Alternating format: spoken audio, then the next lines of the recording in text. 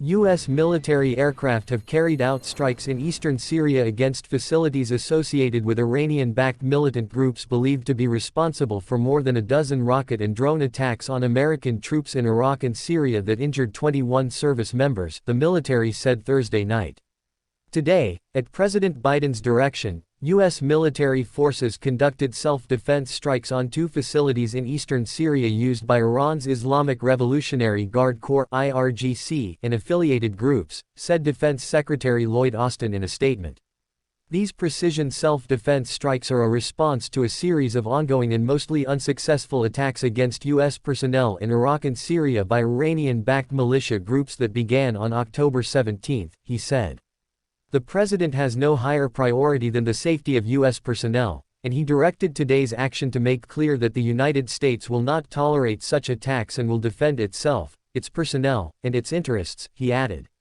The retaliatory operations were carried out at a time of heightened tensions in the Middle East amid the ongoing Israel-Hamas war, in the wake of Hamas' response attack on Israel on October 7, and U.S. concerns about preventing that conflict from enveloping the rest of the region. The United States does not seek conflict and has no intention nor desire to engage in further hostilities, but these Iranian supports attacks against U.S. forces are unacceptable and must stop, Austin continued.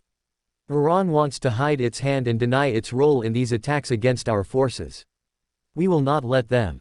If attacks by Iran's proxies against U.S. forces continue, we will not hesitate to take further necessary measures to protect our people. The U.S. airstrikes were carried out by two U.S. Air Force F-16 fighter aircraft and struck two facilities affiliated with the IRGC and affiliated groups that were located near Abu Kamal, a town in far eastern Syria very close to the border with Iraq, a military official said. One was a weapons storage area. The other one was an ammunition storage area, the senior U.S. military official said. Both we know to be aligned with Iranian-aligned militias. The official added that the U.S. could link the munitions stored at the facilities to the 19 rocket and drone attacks carried out over the past week against U.S. personnel in Iraq and Syria. There were no civilians at the target areas at the time of the airstrikes, said the military official who did not know if there were Iranians at the sites. A senior U.S. defense official added that the two locations chosen for the airstrikes were significant, and will impact the ability of the IRGC and IRGC-backed militia groups to continue to attack our forces and continue destabilizing the region. Iran's fingerprints were all over these attacks in the way that it has funded, equipped, directed and trained the militias, said this official, who added that the United States was holding Iran accountable for the recent attacks. Iran is trying to hide its hand and maintain some level of deniability, and we are not allowing that to happen, said the official. We hold Iran accountable for the actions of groups that it trained and equipped.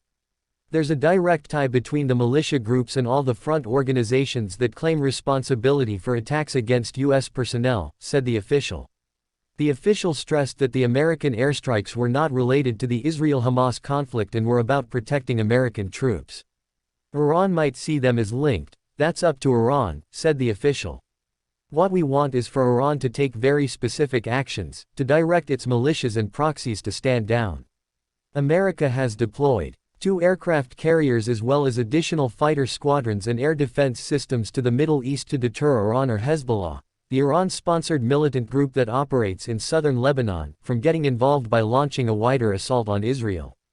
Senior U.S. officials have publicly blamed Iran for the more than 19 drone and rocket attacks on military bases in Iraq and Syria over the past week, which the U.S. believes have been carried out by Iranian-backed militant groups. 21 service members have been injured, according to the Pentagon's latest information. Officials said all of those troops returned to duty after experiencing minor injuries or traumatic brain injuries, but an American civilian contractor died from a cardiac arrest that occurred during one of the attacks. On October 19, a U.S. Navy destroyer shot down 4 medium-range missiles and 15 drones that officials said were fired by Iranian-backed Houthi forces in Yemen that the Pentagon believed could have been headed toward Israel. The American troops in Iraq and Syria are stationed on a handful of bases equipped with weapons systems to help prevent rocket and drone attacks that have been historically carried out by militants sponsored by Iran. The U.S. has previously responded to these attacks with airstrikes targeting the proxy groups, most recently in March. On Wednesday, President Joe Biden stressed that the U.S. reserves the right to retaliate. My warning to the Ayatollah is that if they continue to move against those troops, we will respond, and he should be prepared, Biden told reporters, referring to Iran's supreme leader. Pentagon officials have also reaffirmed that the U.S. was not ruling out the possibility of a military response. I think we've been crystal clear that we maintain the inherent right of defending our troops, and we will take all necessary measures to protect our forces and our interests overseas as it relates to these groups, Pentagon spokesman Brig. Gen. Pat Ryder told reporters earlier on Thursday. Ryder pinned the blame for the recent attacks in Iraq and Syria on fighters supported by Iran and held Iran responsible, but he said he wasn't going to telegraph any potential U.S. military response, other than to say we would do so at a time and place of our choosing. Amid the unfolding war between Israel and Hamas, the U.S. has surged military assets to the Middle East both in support of Hamas' response to Israel and as a deterrent to other countries, like Iran and their proxies, Defense Secretary Lloyd Austin said on Sunday on ABC's This Week. We're concerned about potential escalation. In fact, what we're seeing is the prospect of a significant escalation of attacks on our troops and our people throughout the region, Austin told This Week co-anchor Jonathan Karl.